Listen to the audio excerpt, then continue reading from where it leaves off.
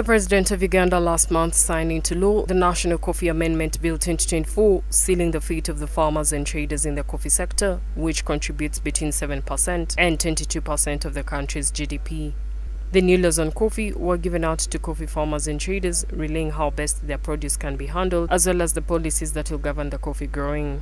The chairperson of coffee farmers in Chiseka Sub-County warned that violators will be taken to court and prosecuted according to the law.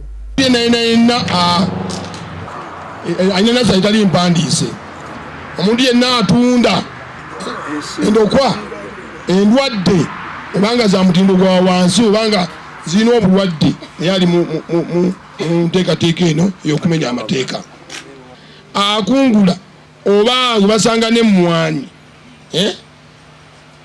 ento eza kiragala aba amenya etteeka era asobola okusibibwa, asobola okuwa fayini etasukka miliyoni 2 ez'Uganda, police currency miliyoni 2, oba n'asibibwa emyaka 4 oba ebibonerezo byombi. The Secretary General of the association urged Ugandans to be part of the association, whose numerous benefits include being well connected to the international market. Twagala twogeze eddoboozi limu mu Uganda nga abali mu mulimu gw'emmwanyi okuviira ddala ku mulimi paka ku exporter. Era bwe mba muwulira President ennaku zino ng'ayogera ayenkareginga nnyo abantu okwekolamu omulimu. Farmers have been known to be well fraudsters. They were also urged to be mindful of the quality of coffee produced.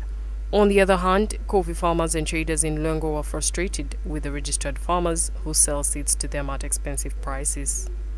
Abakampuni ba UCD ebali tuyambye ne badda wansi. Abakolite coffee omwaka oguwedde bagezizzaako.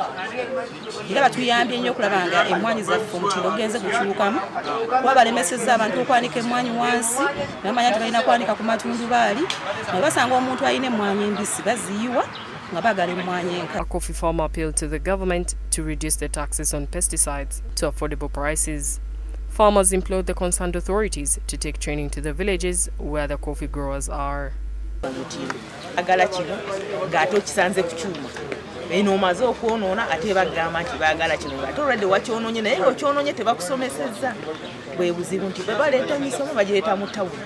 Ate babajja mu tawuni tuba batumu kakati ate omwendo okusinga gusigala mu byalo ate nga bya bbeeyi ereeta ng'eddagala erigenda mu byobulimi n'ebigimusa yes kituufu biri waggulu gavumenti era nga nange omulimi ngikubira omulanga nti eyongere okukendeeza ku misolo gino.